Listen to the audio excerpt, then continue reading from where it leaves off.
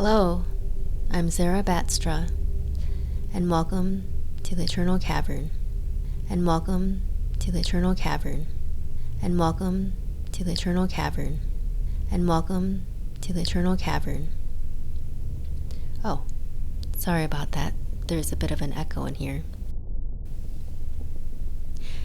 Anyway, first of all, I would like to explain the Eternal Cavern because it's relevant to this topic. The Eternal Cavern is where I live, in the darkness, alone. As I mentioned in my previous video, I've withdrawn myself from just about everything, not out of fear, but to avoid the inevitable.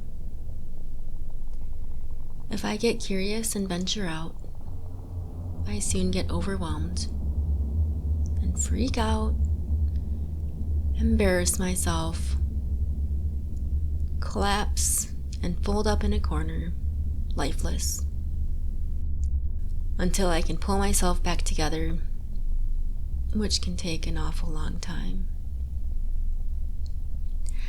So I'm just cutting out a bunch of painful steps and staying put in here for now, hibernating in the Eternal Cavern until I can rebuild my strength and confidence.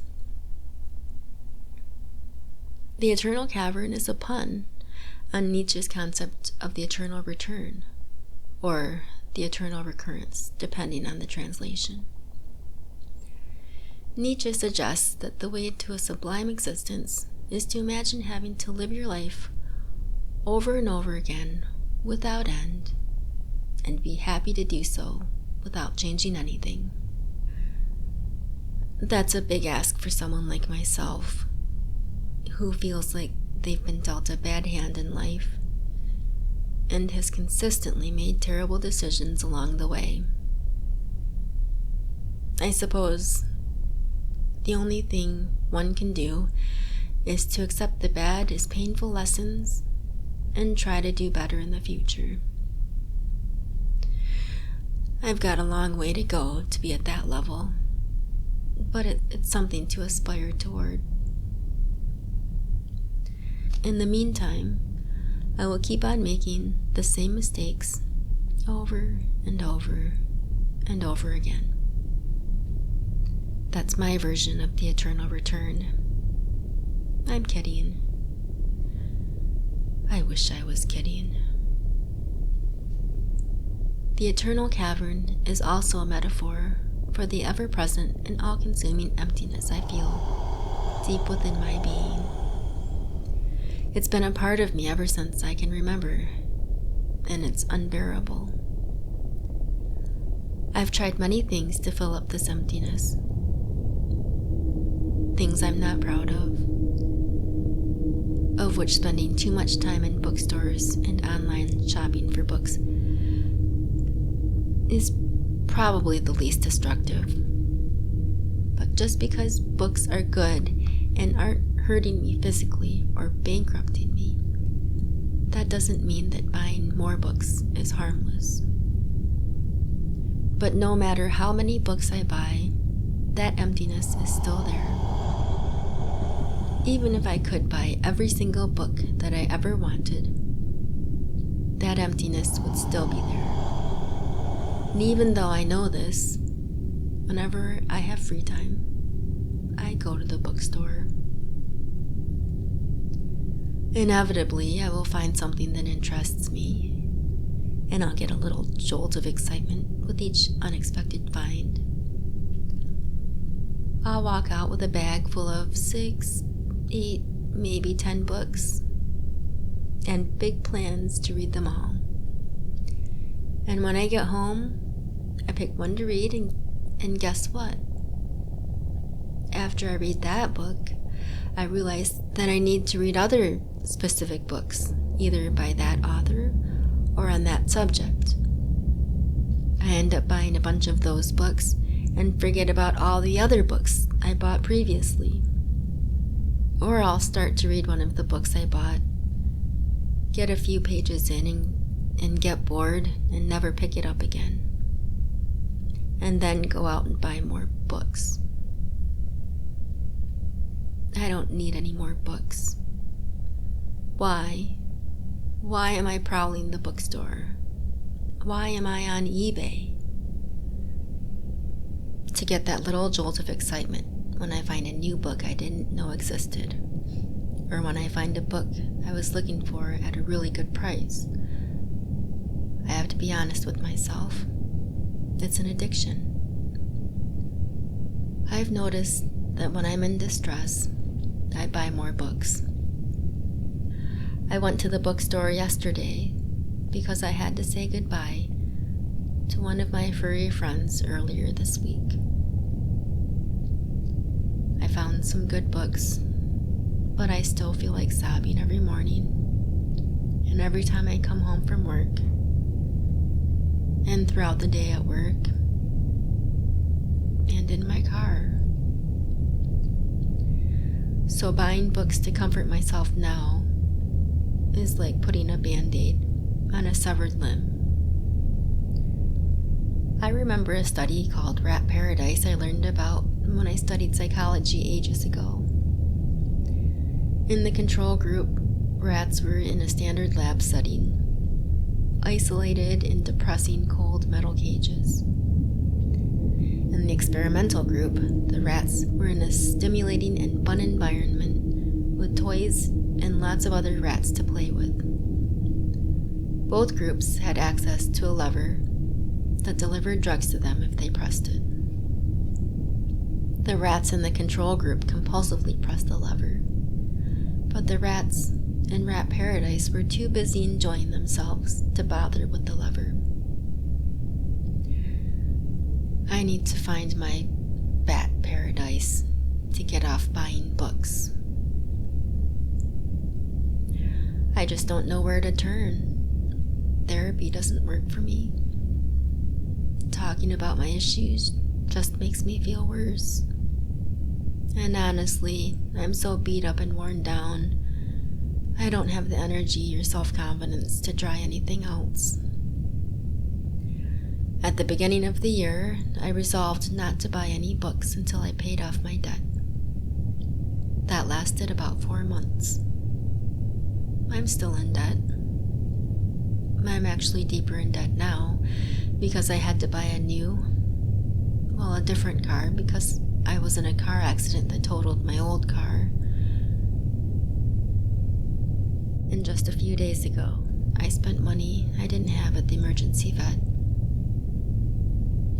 After taking that short break from buying books, I feel like I'm buying even more books than I was last year. Maybe it's because buying books is my last addiction.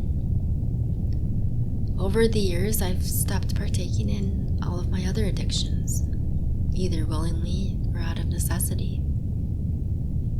I stopped smoking and using substances. I'm gluten-free. I gave up sugar and caffeine. Well, I'll have an occasional Diet Coke here and there. And I no longer date. I've reduced my activities to eating oatmeal and reading. Well, I do work too much, but I have to work. I don't have to buy books. I probably won't live long enough to read all of the books I have now. Plus, I can go to the library. But without buying books, my life is pretty grim. The eternal return seems torturous at this stage in my life. Buying books is harmless, especially if I have the time and money, right? No. It weighs on my conscience. I know I have all of these books to read. Where do I start? I can't decide. I have anxiety over how to spend the little time I have to read. I want to read all of the books, but it's impossible with my schedule. How do I soothe this anxiety? Yep, you guessed it. I go to the bookstore. I would be lying if I said that BookTube didn't contribute to this problem of mine. I don't read fantasy, but I saw Michael K. Vaughan talk about the Great Book of Amber. So when it showed up in the clearance section at Half Price Books, seemingly unread, I bought it. When do I suppose I will read it? It's not high on my priority list, so it will probably be years. And it will be looming darkly over my head along with all the other books I have impulsively bought over the years. I have economic books I bought 20 years ago still unread on my shelf. I want to read them, but when? The economic landscape has changed so much since they were written. They're probably obsolete now. So should I even bother? I picked up the 13th Tale and Fingersmith because Katie from Books and Things said they're great. Will I like them? I don't know. I probably won't find out for some time. If ever. I have gotten better about resisting the urge to buy books that are hyped on BookTube and reading lists. I didn't automatically pick up The Shadow of the Wind. I decided against buying it because I don't like juvenile characters or mysteries. Let me know if I made a mistake. And recently, I have been avoiding book hauls. I really don't see the point in them. The person hasn't read the books yet, so they don't know what the book is like or if it's any good. These videos only showcase all the books I don't have yet. The thing is, I don't really know what my book tastes are. I prefer nonfiction, but I feel like I'm missing out if I don't read fiction. I dabble here and there and mostly find that I'm unsatisfied or annoyed after finishing a novel. But I suppose that could be a topic for another video. That's all I have to say about my addiction to buying books. I don't really have a plan of action to resolve my problem. It's just where I'm at this moment in my life. I know I have a problem. Awareness is the first step to recovery, right? I want to change this behavior, but I'm not sure how yet. On one of the podcasts that I listened to, the Mental Illness Happy Hour, the host Paul Gilmartin often says that switching addictions is like changing deck chairs on the Titanic. While buying books is the least damaging deck chair, I'm still in a bad spot. I suppose I need to address the motivating factor, my eternal cavern, that's urging me to buy more and more books. It's a daunting task. I definitely don't want to stay like this, but I kind of feel trapped right now. Okay, well, until next time, I'll see you in my next video. Bye.